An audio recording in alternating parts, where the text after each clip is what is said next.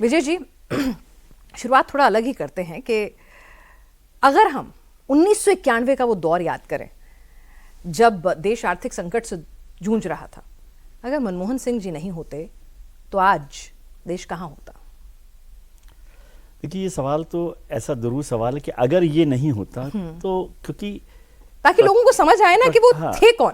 इसको ऐसे ही समझना चाहिए कि अगर वो थे तो उससे क्या हुआ, तब हमें समझ में आएगा कि वो नहीं होते तो क्या होता। क्योंकि ये समझना कि मनमोहन सिंह जी नहीं होते तो ऐसा तो है नहीं कि देश रुकता, लेकिन मनमोहन सिंह के होने का मतलब क्या है, ये उसका मायने है।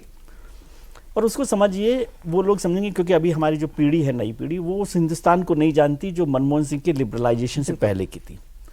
मनमोहन सिंह की सरकार में जो सबसे मजबूत शब्द आया, जो आज की पीढ़ी समझती है, वो है एलपीजी। आज की जनता भी, आज के जो नौजवान है, वो भी एलपीजी को समझता है। लेकिन मनमोहन सिंह का एलपीजी था लिबरलाइजेशन, प्राइवेटाइजेशन और ग्लोबलाइजेशन। तो वो एलपीजी ने हिंदुस्तान को बदल दिया। हिंदुस्तान के वो दरवाजे जो सरकारों के कंट्रोल में थे, जो बड़े, और इसमें केवल सरकारों की बात नहीं, ऐसे बड़े कारोबारी थे जो नहीं चाहते थे कि हिंदुस्तान की अर्थव्यवस्था खुले, उसके ताले बंद रहने चाहिए, कुछ लोगों के हाथ में रहने चाहिए। प्राइवेटाइजेशन के बजाय पीएसयूज पर जो काम कर रहे थे तो वो बड़े बड़े आला अफसर थे, उनके आनंद थे। इसलिए बहुत सारे ऐसे पीएसयूज भी बने जिनका काम सरकार का नहीं होना चाहिए, लेकिन वो उस तरह के काम हुए। और एक नेहरूवियन जो पॉलिसी थी हमारी समाजवाद की, उसका भी थोड़ा असर रहा। उसके अपने फायदे रहे, क्योंकि जब आज़ादी हुई थी तो उसका ज़रूरत थी, लेकिन उसके बाद भी वही चलता रहा। उस सब तालों को तोड़ने का बड़ा काम जो है मनमोहन सिंह जी ने किया है, और उसमें नरसिम्हा राव जी को भी क्रेडिट देनी चाहिए, क्योंकि एक ऐसा बॉस भी तो चाहिए। पीनाज बहुत अच्छा काम कर रही हैं, लेकिन तो बॉस ने तो कह दिया था कि अगर फेल हुए तो जिम्मेदारी तुम्हारी, और अच्छा हुआ तो वाहवाही मेरी। हाँ, लेकिन वो तो खैर मजाक की बात थी। उन्होंने उनको पूरी तरह से फ्री हैंड दिया, और नरसिम्हा राव ने भी उस काम को किया। और मनमोहन सिंह ने 1991 में आर्थिक स्तर पर, खासतौर से वित्त के तौर पर, एक नया हिंदुस्तान दिया। ये बड़ा उनका, मैं समझता हूँ, ऐतिहासिक और हिम्मत भरा फैसला है।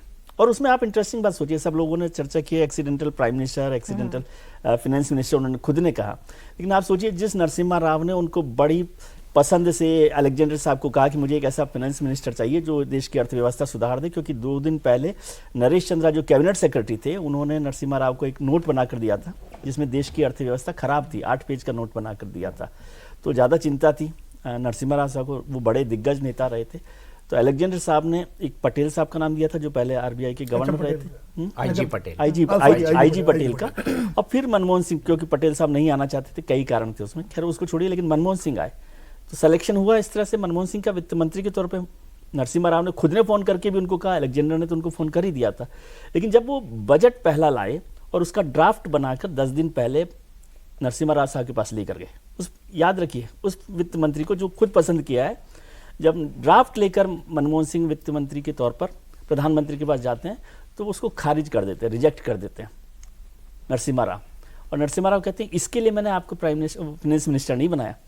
और उसको ध्यान करके वो बजट को पूरा वैसा का वैसा रखते हैं, लेकिन जब बजट पेश करते हैं तो विक्टर ह्यूगो को याद करते हैं और कहते हैं कि एक ऐसा विचार जिसका समय आ गया है, उसको दुनिया की कोई ताकत नहीं रोक सकती।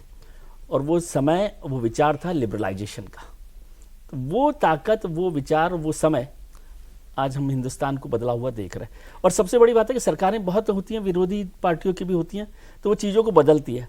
लेकिन मनमोहन सिंह की रिजीम फाइनेंस मिनिस्टर के तौर पे, मनमोहन सिंह की रिजीम प्राइम मिनिस्टर के तौर पे आज तक चल रही है।